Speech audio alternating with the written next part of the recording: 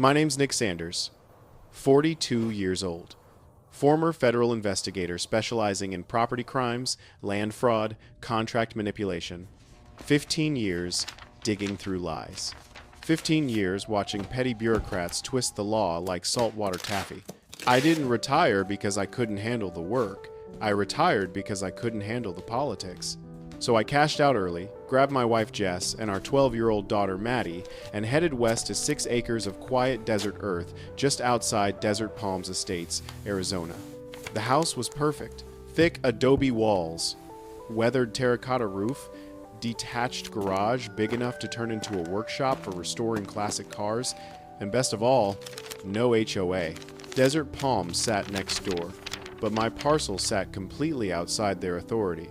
I checked the maps twice before signing the deed. For the first week, peace. Then came the letter. On the 7th morning, June 7th, 2024, I found an envelope wedged under my gate. Notice of mandatory AOA integration, Desert Palms Estates. The letter claimed my property was contiguously relevant to Desert Palms and fell under their expanding jurisdiction. 10 days to sign compliance, pay $4,000 initiation, begin monthly dues. Failure meant administrative and legal action may be taken. I laughed. Then I stopped laughing, because buried in the fine print was a timeline. Integration required by June 30th to facilitate approved community expansion projects. June 30th, 23 days away. Someone was on a deadline. And desperate people do stupid things. I spent the afternoon pulling records, grant deed, title insurance, county maps. Then I drafted a response sharp enough to slice concrete. My property is not, has never been, and will never be subject to your governance. Any further attempts will be considered harassment. I didn't just mail it. I drove into town after sunset and taped my response directly to their sacred cork bulletin board right below their laminated Welcome New Members sign. Jess laughed when I told her. That's one way to make sure they read it. Let's see how Karen likes transparency. The next morning, I found footprints. Light ones. Deliberate ones. 50 yards inside my property line. I followed them to the workshop and stopped. A woman stood there, mid-50s, stiff posture, clipboard clutched tight, staring past my workshop toward the undeveloped ridgeline, scribbling notes, not looking at my house, not looking at me, mapping something. You're about 50 yards past the no trespassing sign, I said, voice steady. Want to explain why you're on my land before I call the sheriff? She didn't flinch. Just clicked her pen and turned toward me with smug.com. I'm Karen Peterson, president of the Desert Palms Estates HOA. First clear look at her, striking in that sharp, calculated way. Flawless makeup, wine-brown hair in a sleek bob, glossy red lips pressed confident. She wore a crimson blazer, tailored, professional, over a black silk blouse with a plunging neckline, pencil skirt, red heels on desert gravel, dressed for a hostile takeover, not a neighborly visit. I wanted to make sure you received our welcome packet, she said coolly. I kept my eyes on her clipboard, specifically the corner sticking out. A rough sketch of the ridgeline, dotted lines, measurements. Oh, I got your packet, I said, and I posted my response on your bulletin board last night. Her jaw tightened. Micro-expression. Loss of control. We expect cooperation from all adjacent properties. This isn't adjacent, it's private land. And you're trespassing. She inhaled slowly, then dropped the line she thought would intimidate me. The last owners resisted too. They left within a month. Well, I said, I'm not them. Another crack in the mask. Then she spun and walked across my land like she owned it, red heels clicking. I watched until she disappeared. Inside, Jess was making lunch. She finally showed up, didn't she? Deeper on the property than the workshop, taking notes. Jess's eyebrows lifted. That doesn't sound neighborly. No, I said quietly. It sounds like someone planning something. But what I didn't say, what was already churning in my investigator's brain, was the question that would haunt me for weeks. What's on that ridgeline? And why does she need it by June 30th? 2 quiet days. Then the air changed. I was under the hood of a '68 GTO when I heard it. Tires on gravel. Multiple tires. Fast. 2 police cruisers rolled up. Lights flashing. Already, my jaw clenched. Here we go. 2 officers got out. One tall, sharp-eyed, the kind who pays attention. The other had a mustache that looked like it was losing a custody battle. The tall one raised a loudspeaker. "Sir, step outside with your hands visible." I wiped my hands and walked to the gate slowly, calmly. Years in federal enforcement teach you how to move without looking like prey or threat.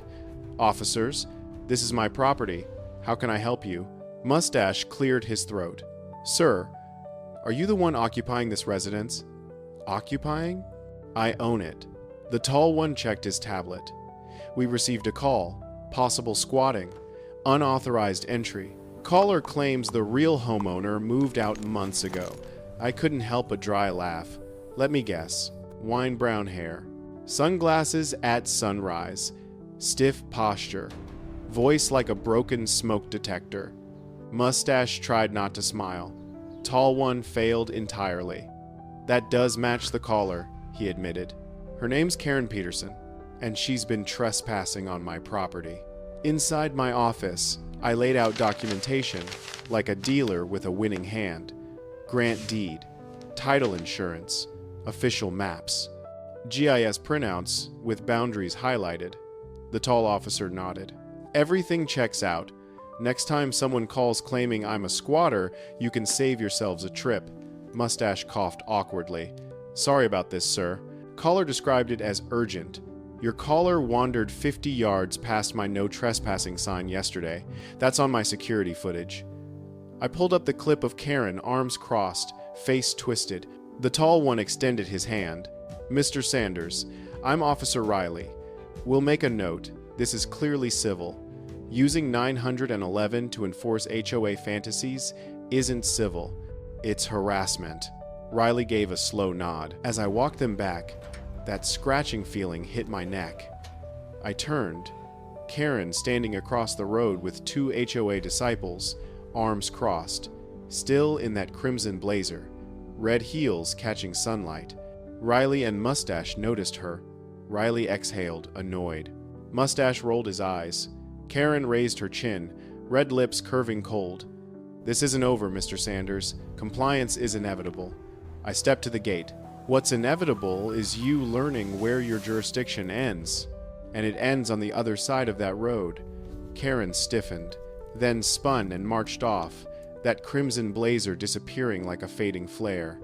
It should have ended there. But people like Karen don't retreat. They escalate. The first couple of police visits were annoying. By week's end, they were routine. 3 days later, illegal construction.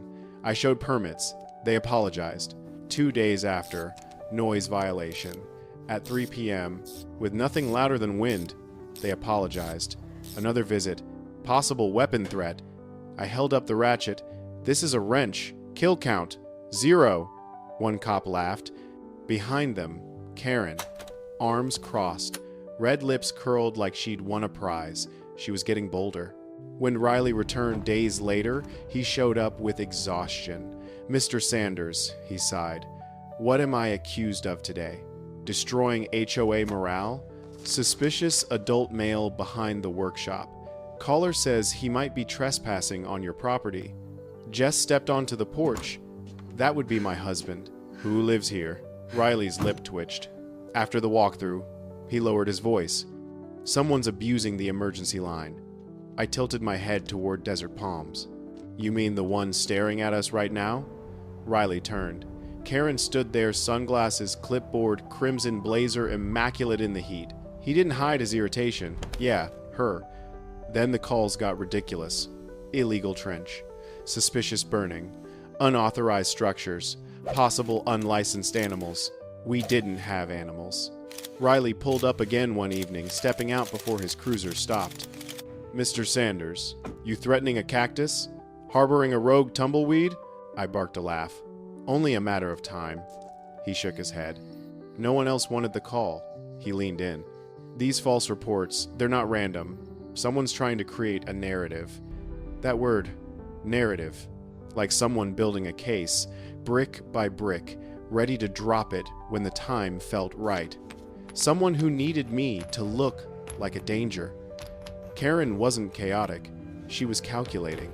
Then came the worst call. Wednesday. Hot. Still. Quiet. Jess tending basil. Maddie 10 feet away, tossing a ball for the dog. I was checking irrigation. The cruiser arrived fast. Too fast. Kicking gravel like it was arriving at a domestic violence call. Riley stepped out with a different expression. Concern. Mr. Sanders, he said carefully. We got a report of possible child endangerment. My body went still. What exactly did the caller say? Riley swallowed. Claimed your daughter was unsupervised. Around dangerous chemicals. Chemicals? I looked at the irrigation hose in my hand. Jess went stiff. What chemicals? Point to them. Riley lifted his hands. We have to check. Procedure. I gave Maddie a reassuring nod, though my chest felt tight. We walked over. No chemicals, no danger. Just a mother and daughter in their own yard. Riley's shoulders tightened as he wrote the report. He wasn't just irritated, he was angry. Mr. Sanders, he said, voice lower. This call wasn't just false, it was malicious. Jess wrapped an arm around Maddie. Who called it in? Riley didn't answer. His eyes drifted deliberately toward the HOA entrance. And there she was, Karen standing across the road like she'd been waiting, not smiling, just observing, cold, clinical. That crimson blazer stood out like a bloodstain. Jess whispered, barely containing herself. She used our daughter, Nick. She didn't just cross a line. She incinerated it. Riley stepped closer. Document everything, he said softly. Every call, every shadow she casts. I have cameras everywhere. Good, because people don't weaponize Child Protective Services unless they're preparing something much bigger. He paused. Some of us know you're not the problem here. When he left, he looked at Karen again. Not annoyance, suspicion. Deep, professional suspicion. That night, I stood in Maddie's doorway, watching her breathe softly in the glow of her nightlight. Jess touched my arm. She's getting worse. Karen won't stop. For the first time since we moved here, I felt something I hadn't felt in years. Helpless. Not because I couldn't fight, but because no amount of evidence could stop a woman willing to lie about a 12-year-old girl. I'd spent 15 years taking down corrupt officials, land fraudsters, corporate scam artists, but all of that felt meaningless when Karen could weaponize the system against my family with a phone call. My hands were shaking. Not from fear, from rage. I couldn't release. What if we're not fast enough? I whispered. Jess squeezed my arm. Then we get faster. I took a shaky breath. Then I walked to my office, because helplessness is a choice, and I was done choosing it. I pulled the HOA welcome packet and flipped through it, letting instincts work. Near the back, a small map. Future community upgrades. A dotted line. Proposed future access path ran right up to the back of my property. The ridge line, the same place Karen had been staring at. I scanned a tiny QR code in the corner. The link opened a public HOA project page. In the website's code, buried in metadata, GPDO MOU, PDF, someone had uploaded something, then tried to hide it by removing the link. But they forgot the file name was still in the source code. I accessed it directly, a real, fully signed MOU between Desert Palms HOA and Green Vista Developments. They built boutique golf courses across Arizona, tacked onto upscale retirement communities. The MOU stated, Desert Palms would provide utility access. Green Vista would provide funding. HOA would secure an uninterrupted access easement before construction deadline, June 30th. Today was June 12th, 18 days left. That explained the fire under Karen's chair. At the bottom, initial deposit received. See attached confirmation. No attachment visible, but I dug deeper. When someone removes a linked file but doesn't scrub the directory, it still sits on the server. I tried. Check, PDF, bingo, a bank deposit slip for $42,500. Recipient, Karen Peterson. Easement guarantee, not HOA, not the board. Karen, in her name. She'd taken a private deposit and had 18 days left to deliver the easement she'd promised, which meant delivering my land. Jess walked in. "What is that?" "Motive," I said. She leaned over, reading. Her brow tightened. "She already took the money." "Yep. And she can't get the easement unless I join the HOA. She's willing to destroy our life for $42,000. "Oh no," I said. "That's just the deposit. Once construction starts, there's another $500,000 tied to approvals." Jess whistled. "So she's trying to build a case that you're dangerous, irresponsible, something that forces the county to step in, and she swoops in with community oversight." Jess shook her head. "It's fraud. Blackmail. It's also stupid," I said. "Because now I know what she wants." I opened a new folder. Karen. Intent. Motive. Pattern. I wasn't just documenting harassment anymore. I was building a prosecutable case. The morning after I uncovered her motive, a white county pickup was at my gate. Inspector. Clipboard. Tired eyes. Report of unpermitted electrical work? I sighed.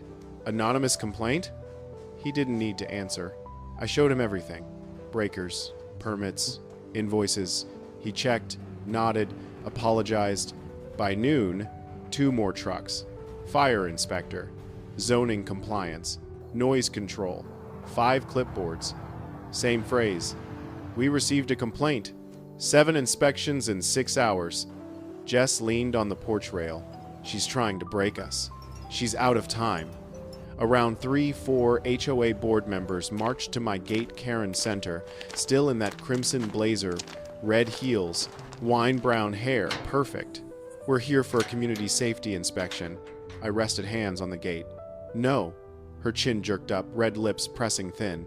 "You don't get to refuse. That's exactly what I get to do." "You're trespassing," one board member whispered.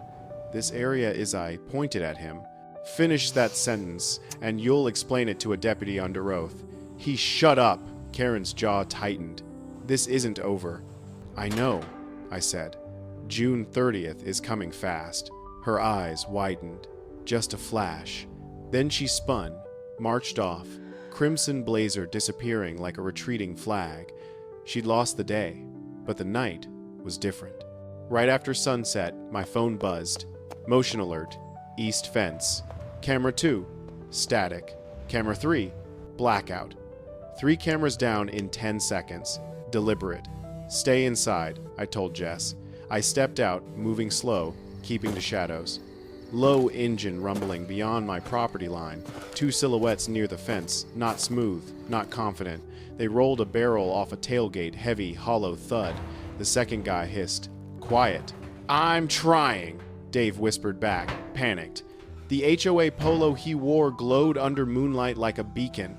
They dumped 4 barrels in under 4 minutes. Fast, sloppy, scared, then scrambled back to their truck. Engine roared. Gravel flew. Gone. I didn't go to the barrels. I went 20 yards, right toward a creosote bush. Brushed away sand. There, a trail cam. Battery powered. Infrared. No Wi-Fi. Immune to the signal jammer Dave bought off the internet. Still blinking, still recording. I popped the SD card out. "This," I whispered, "is the difference between a complaint and a conviction." Jess met me at the door, face tight. "You got something?" "I got everything." I set the SD card on the counter. "So what happens now?" I turned off the lights, looked out into the dark. "Now," I said softly, "we stop playing defense." The barrels sat quietly behind us.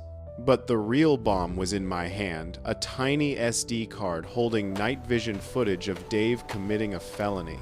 Tomorrow, we start building the trap. The next morning, I woke before the sun, brewed coffee, stepped outside. The stretch of dirt behind my workshop where 4 barrels had sat, spotless. No footprints, no tire tracks, no trace. I wasn't covering up. I was preventing someone from pinning it on me, because that had been the plan. Right on cue, a white DEQ vehicle rolled up. Square-shouldered man, orange vest, clipboard, Environmental Quality Department. Anonymous report about hazardous waste on your property. I smiled politely. Of course. Come on in. He searched everything. Workshop, shed, fence line, dry creek bed, nothing. Confusion tightened his face. Sir, my apologies. Everything's clean. No worries. Someone's abusing your hotline. He lingered. There was another report. Burning solvents behind your workshop? I gestured to the open desert. Be my guest. He walked the perimeter. Found nothing. Gave me his card. If this happens again, call me directly. Someone's wasting agency time. Across the road, Karen stood behind a mesquite tree. Arms folded. Sunglasses. Crimson blazer catching light like a warning. When the inspector left with nothing, Karen's expression cracked. A tiny twitch at the corner of her mouth, red lips pressing thin. The look of a gambler watching her last chip swept away. She turned and stalked off, red heels clicking sharp, stiff with anger. 12 days left, before June 30th. Night arrived windless and sharp. Jess went to bed early. I stayed up calibrating a drone battery. 2:15 a.m. The workshop heat sensor shrieked. Flames licked up dry brush near my storage shed. Small but spreading fast toward a wall lined with paint thinner, fuel cans, a fire that could have turned half my property into a cremation ground. I grabbed the hose, blasted everything sideways, smothered flames into bare dirt. When it was over, I saw it. Something shiny, half buried in char and ash. A glove, half melted, fingertips scorched. But the wristband, familiar. Same cheap brand used by the kid who tuned HOA golf carts. The kid who rode a dirt bike that rattled like a shopping cart, as if on cue, off in the darkness, a dirt bike engine coughed, roared, faded. Aaron Peterson, Karen's 19-year-old nephew. I headed into the shop and pulled up the thermal camera feed hidden unit behind a vent pipe, powered by its own battery. Immune to signal jamming. 2:14 a.m. There he was. Skinny figure, sprinting from the fire, limping like he'd tripped when flame kicked back, jumping onto a dirt bike with no headlights. Thermal outline, perfect. Narrow shoulders, distinct gait. Aaron's height, down to the inch. Now I had the glove, the bike, the video, together. Not circumstantial, prosecutorial. I dropped the glove into an evidence bag, sealed it. The rush wore off, replaced by something quieter, colder. Recognition. Karen wasn't probing anymore. She was cornering herself. And in any game, chess, law, war, when someone sacrifices a night out of desperation, what follows is inevitable. I looked toward the house where Jess and Maddie slept safe. All right, Karen, I whispered. If you want fire, I set the evidence bag in a lockbox. You're about to walk into one. By noon, I thought the worst was over. I was wrong. Jess's scream cut through the house. Nick, get in here. She sat at the table, gripping her phone, face drained. Email from her employer. Subject, urgent ethics review. Attached. A PDF accusing her of falsifying billing records, manipulating client data, potential embezzlement. The kind of accusations that end careers, destroy reputations. Jess's voice cracked. I didn't, Nick. I didn't do any of this. I know. She was shaking so hard the phone rattled. I opened the PDF. Fabricated charts, faked signatures, false statements. I checked metadata, document origin, Desert Palms, HOA, admin, user D. Peterson. Created 10:17 a.m. Dave, Karen's lapdog. My jaw tightened so hard it hurt. Jess wasn't part of this war. She hadn't provoked anyone. And now she was crying because someone forged documents to ruin her. I knelt beside her. We're going to fix this, I promise. Inside my chest, something cracked, cold, sharp. Karen wasn't just coming after me, she was coming after the people I loved. This wasn't harassment, this was war. I stood up, forwarded everything to myself, pulled up metadata. Karen wasn't just panicking, she was sloppy, and sloppy people make mistakes, big ones. Riley's words echoed, "Next chapter usually gets uglier." Karen needed leverage. She needed inside my workshop. She needed whatever she thought I was hiding, and she wasn't coming herself. She'd send someone gullible, panicked, someone like Dave. I looked around the workshop tool racks, workbench, the corner where thermal camera feed was stored. Then I smiled, slow, cold. Jess whispered, "Nick, what are you doing?" "Preparing." "For what?" "For the visit they're about to pay us." I turned off the lights, left the workshop door unlocked, and began setting the trap. I made the workshop look like the jackpot Karen dreamed of. Door cracked an inch. Lights off, except faint monitor glow. Stack of folders on my workbench, organized enough to look important, messy enough to tempt a thief. Top folder wore a label I printed in thick black letters. Evidence. K. Peterson Corruption. Originals. Inside, innocuous decoy documents on top. Old logs. Permit drafts. Nothing valuable. At the bottom, buried under harmless sheets, one piece of paper. "Smile, Dave. You're on candid camera." I positioned trail cam behind drill press, primed thermal cam on rafters, walked 40 yards back into dark with cold coffee, and waited. Click at the workshop door. Soft, nervous. Dave Peterson squeezed inside like a burglar in his own house. Clumsy, sweating, breathing too loud, flashlight beam shaking like a dying firefly. He spotted the folder immediately, hurried over, hands trembling, opened it, flipped through decoy paperwork, reached the bottom sheet. He froze, every muscle locked, eyes wide, full panic. Then his gaze jerked upward, searching rafters. Click. Perfect thermal capture. Full facial profile. Undeniable. I stepped from shadows, boots crunching. "Evening, Dave." He nearly swallowed his tongue. "Nick, this isn't... I wasn't... You broke into my workshop," I said calmly.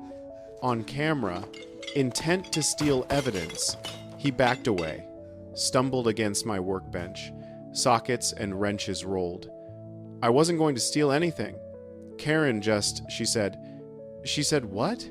His mouth opened and closed.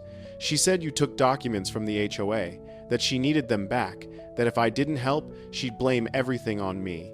"There it is," I said softly. "She told you you were expendable." He flinched. "I'm not." "She wouldn't." "No," I interrupted.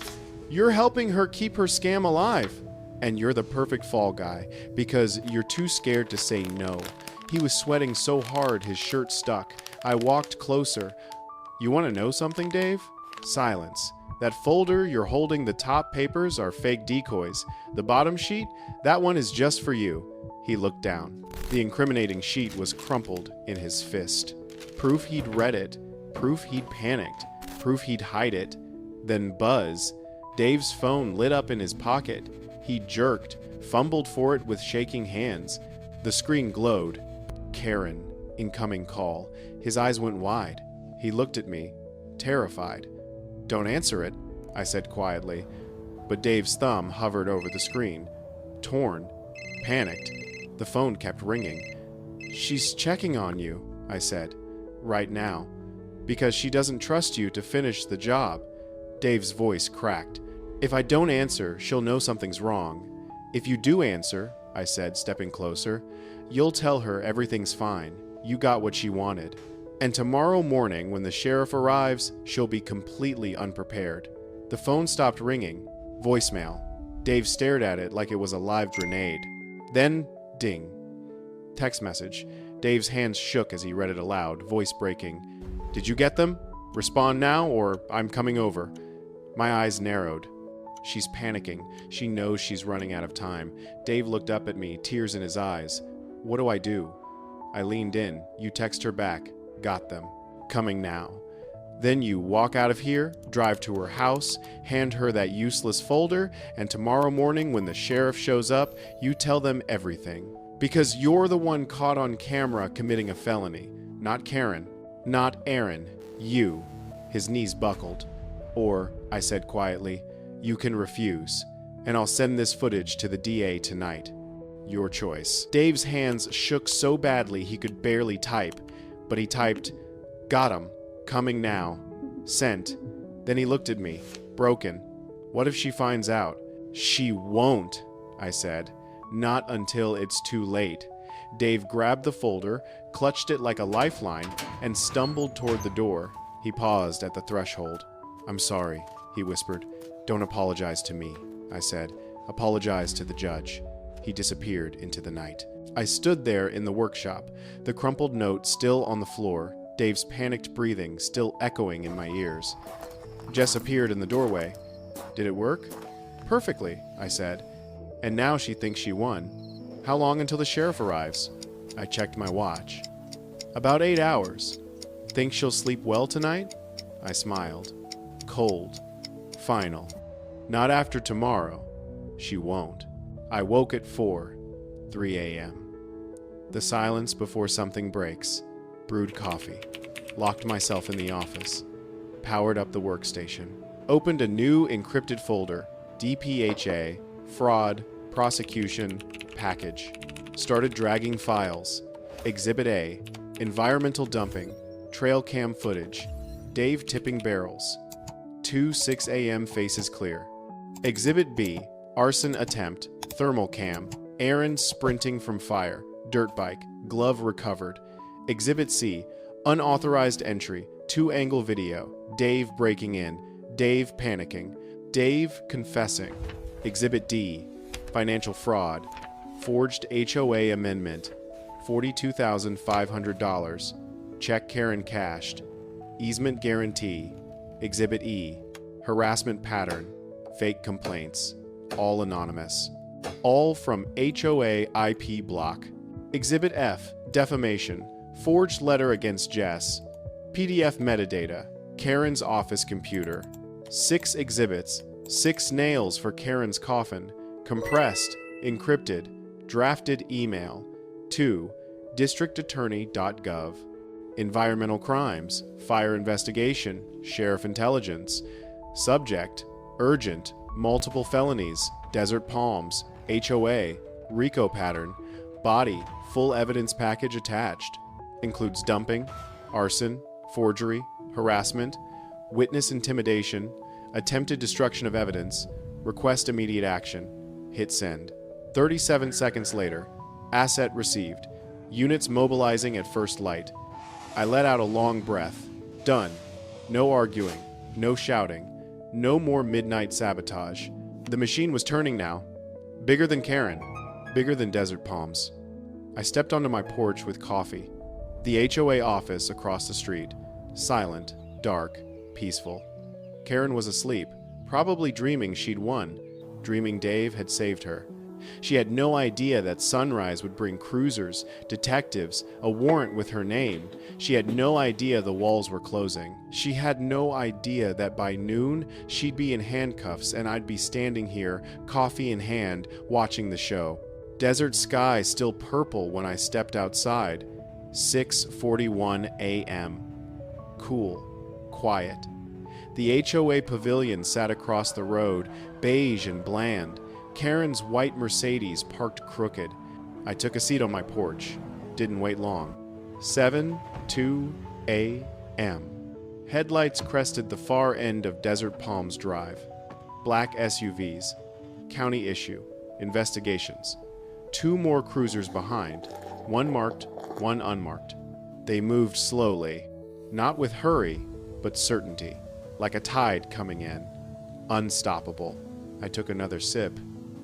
Didn't smile. Not yet. SUVs rolled into the pavilion lot, fanning out.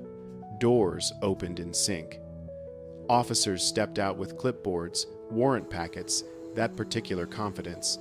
Leading them, Officer Riley, hat on, jaw set, eyes sharp. The same man Karen talked down to. Today, he wasn't here for me. He was here because of me. 7:10. Riley approached the pavilion door. Knocked, firm, official, final. No answer. Knocked harder. Door cracked open. Karen appeared. Hair in curlers. Robe half-tied. Sunglasses still on. She blinked, confused. Forced a brittle smile. "Officers, is there a problem?" "Ma'am," Riley said, voice calm but carrying weight. "I need you to step outside. Now." Karen froze. Laughed nervously. "This must be a mistake." "I'm the HOA president." Riley didn't flinch. "Mrs. Peterson, this is a search and seizure warrant." "Step outside." Handed her the document. Her face strained as she scanned the first line. "Forgery," she whispered. "Environmental dumping. Arson. Conspiracy. RICO." She looked up. Flicker of old arrogance, wine-brown hair disheveled, red lips pale without lipstick. There must be some misunderstanding. She reached for her phone. Riley caught her wrist. "No calls. That device is evidence." Karen's lips parted.